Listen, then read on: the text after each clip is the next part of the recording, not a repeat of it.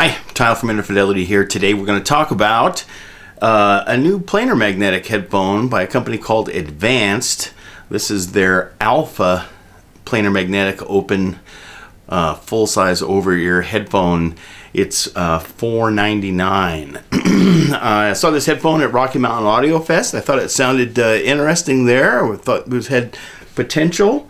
And so I got one in the office here and had a good listen to it. It is a fairly nicely built headphone for $4.99. I think actually the physical package of this headphone and what you get is pretty good. It has a metal headband. The arm ends here are metal. The yokes are what appears to be aluminum. The swiveling joints allow the head pads to lay flat and do allow plenty of room forward and back and up and down, and it adjusts quickly to the top of your head. It does have this elastic auto adjusting headband strap, and I rarely like this type of setup on a headphone. They almost always seem to have an incorrect amount of tension, and on this headphone it seems a little strong to me. It does put quite a bit of pressure on the top of my head.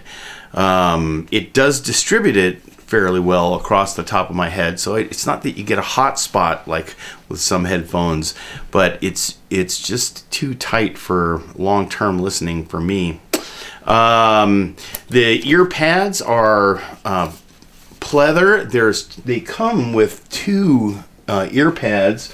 One is a all protein leather ear pad, and one has a breathable fabric where it touches your skin. The all protein leather ear pad is a little thicker. They call this one the deep pad and they call this one the shallow pad, so there is a little bit difference in the depth of the pad as well. I found that they really didn't make that much difference in sound. I think it's this ear pad, the shallow ear pad, that's just a little bit brighter. But it's not much. They're very close in terms of sound quality, which is a little surprising since ear pads can make so much difference. They attach to the headphone with these little bayonet clips, and one of them, this one here, and I don't know if you can see that, but it has a little blue dot on it, which makes it easy to align with the blue dot on the headphone here, so you get the alignment right. While I have this off, you can see the driver. This is the magnets of the magnet assembly, and behind it you can see the circuit traces on the diaphragm. It's a fairly large 97 millimeter diaphragm or something like that, fairly large diaphragm. But it doesn't have any phasers or true flow stuff like Odyssey and Mr. Speaker have. It's just a straight rectangular magnet assembly. And let me put the pad back on. As you can see, it goes back on quite easily. The capsules themselves are plastic. The grills are metal. The cable that comes with it, it attaches to the headphones with a 2.5 millimeter tip ring sleeve plug. I don't like this kind of connector. It's my least favorite connector for headphones, but as you can see, there is a shoulder on the brass part, or the yellow part of the connector here, that does fit into the capsule housing, and that's good because it keeps the mechanical strain off the little tiny plug itself. So kudos to them for putting some mechanical strain relief on these connectors. The cable is a woven cable. This is, they claim it is a silver over OFC copper cable. It actually has a nice feel to it. It's very flexible. It's a little thin, but that really doesn't mean very much, but it's quite flexible and doesn't have any mechanical cable-borne noise, what people call microphonics, but it's That's really the wrong word for it. And it is terminated at the player end with a 3.5 millimeter tip ring sleeve plug, and does not come with a 1/4 inch to 3.5 millimeter adapter. And the cable is about 4 feet long, so it's a little short. Really, it's like 50 inches. So I prefer a headphone cable that's for a home headphone that's more in the order of 6 feet or so. At any rate, the cable's a little bit short. And it comes with this really nice case. As you can see, it has room to store the pads. You have to take the cables off to put the headphones into the case. It comes with a little leather cable tie, flappy thing that magnetically closes. So that's the cable tie that comes with it, and that's it. So physically, it seems to me a pretty nice package for $4.99. Sonically, like most of the planar magnetic headphones, it's got very nice bass response. There's very low distortion. It's well extended. It's just super flat, essentially, all the way down to 20 hertz. So the bass response is really nice on this, actually, and the dynamics.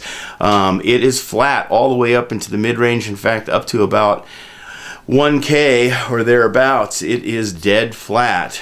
If you get musical material that's in that range from 20 hertz in the bass to 1K, it is very nicely responsive, nicely dynamic, very punchy. The imaging is wider than it is deep, but the imaging is quite good and quite stable. So it performs actually quite well up to about 1K. And then at 1K in the measurements, you can see a significant spike in distortion from 1 to 2K. And then in the frequency response, there's a very strong peak at 3K. And there should be a peak at 3K, but this one is a little narrow and sort of a high Q in the impulse response and 300 hertz square wave responses. You can see a very strong ring at the beginning.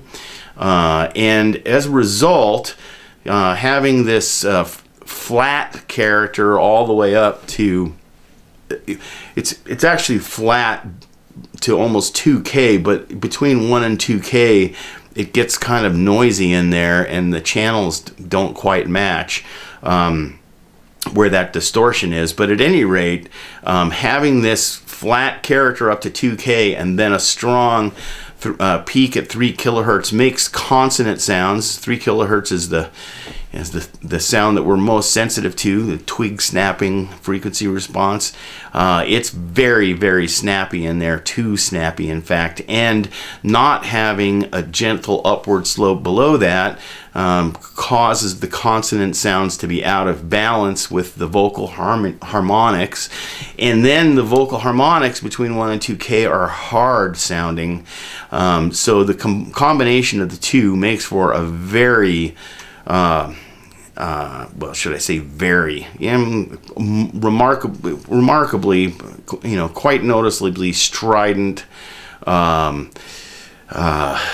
cutting nature to female vocals especially. So when I was listening to Conga Kings and it was all conga drums and a bass, it sounded great, but as soon as the sax came in with its raspy reed sound, that just got very much over accentuated and made these pretty hard to listen to, actually.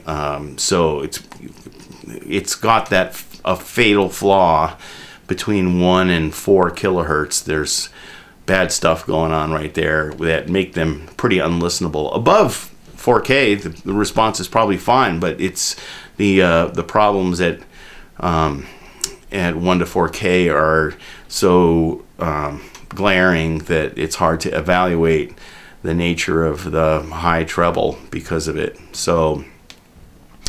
So it was a pretty nice attempt by Advance. It's a pretty solid package physically, but I think what happened was they ended up with a diaphragm that is going into modal breakup and at the 1 to 2K point, and I don't know why it's got such a strong peak at 3K, but it's not good. So sorry, can't recommend these. Have a listen if you'd like, but I think we can pass up on this one safely, sadly. Good news is that the AutoZ LCD 2 Classic and the Hi-Fi Man Sundara, I've got 2 of the Classics here in the house and have measured them and been promised that the Hi-Fi Man Sundara is on the way. So we'll have some more affordable planar magnetic headphones to look at soon. So until then, hope you have a good time, and we'll see you next time.